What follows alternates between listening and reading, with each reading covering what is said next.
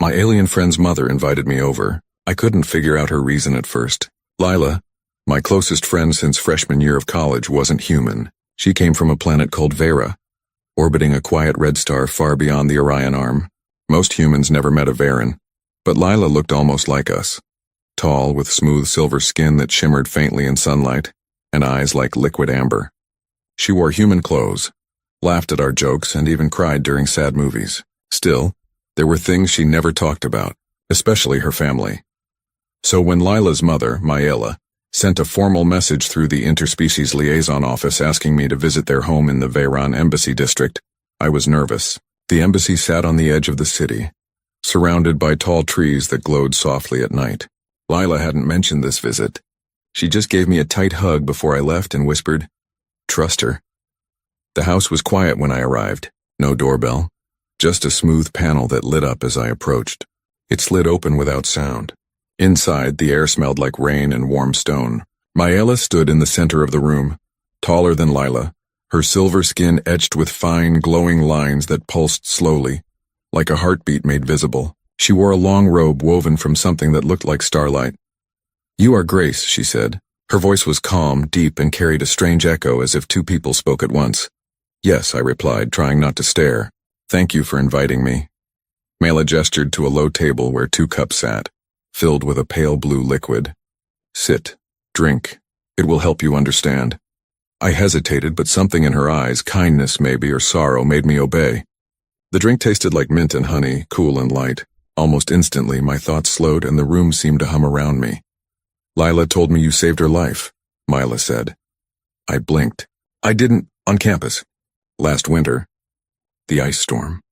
She slipped on the bridge. You pulled her from the river before the current took her. I remembered that day. The freezing water. Lila's silver skin turning dull, her breath shallow. I dragged her out, wrapped her in my coat, and called for help. Anyone would have done it." "Not anyone," Mayela said gently. "Most humans fear what they do not understand. You did not fear her. You saw her as a person." She stood and walked to a wall lined with smooth panels. With a touch, one opened, revealing a small chamber inside. Within it floated a single object. A teardrop-shaped crystal glowing with soft white light. "This is a soul vessel," Mayela said. "In our culture, when a Veran dies, their memories, their essence, are stored here. It is sacred. Only family may hold it."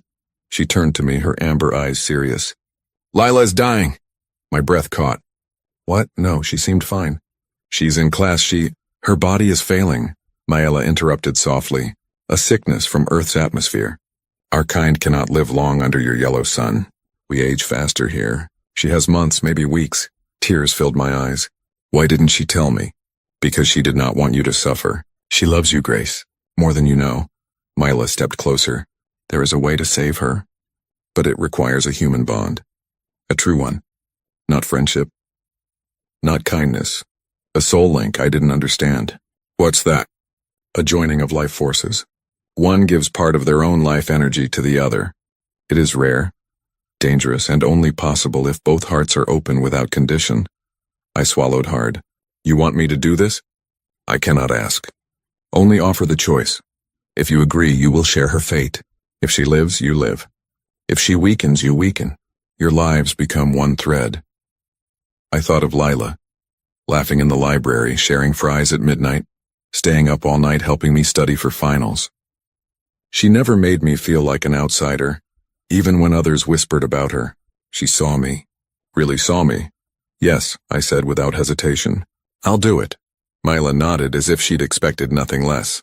She led me to the center of the room, where a circle of soft light appeared on the floor. "Stand here. Hold the vessel." I stepped into the circle. The crystal floated into my hands, warm and humming. Mayela began to chant in a language that sounded like wind through glass. The room brightened. The walls vanished. Suddenly, I was standing in a field under twin moons, grass glowing beneath my feet. Lila appeared before me, wearing the same silver robe as her mother. She looked tired, but her smile was real. "You came," she whispered. "Of course I did," I said, tears falling freely now. "You idiot. Why didn't you tell me?" "I didn't want you to hurt. Too late for that." She reached for my hand. Our fingers touched and a surge of warmth spread through me. Memories flashed. Her childhood on Vera, her loneliness on Earth, the moment she first saw me in the cafeteria and thought, maybe here, I can belong. Then came pain, sharp and deep as something inside me stretched and split. It wasn't physical. It was deeper, like a piece of my soul peeled away and wove itself into hers. The field faded. I was back in the room on my knees, gasping. Lila knelt beside me, her skin brighter, her eyes clearer. The dullness was gone. It worked, Mayla said, her voice thick with emotion. The bond is sealed. Lila hugged me tightly. You didn't have to do this. Yes, I did, I whispered.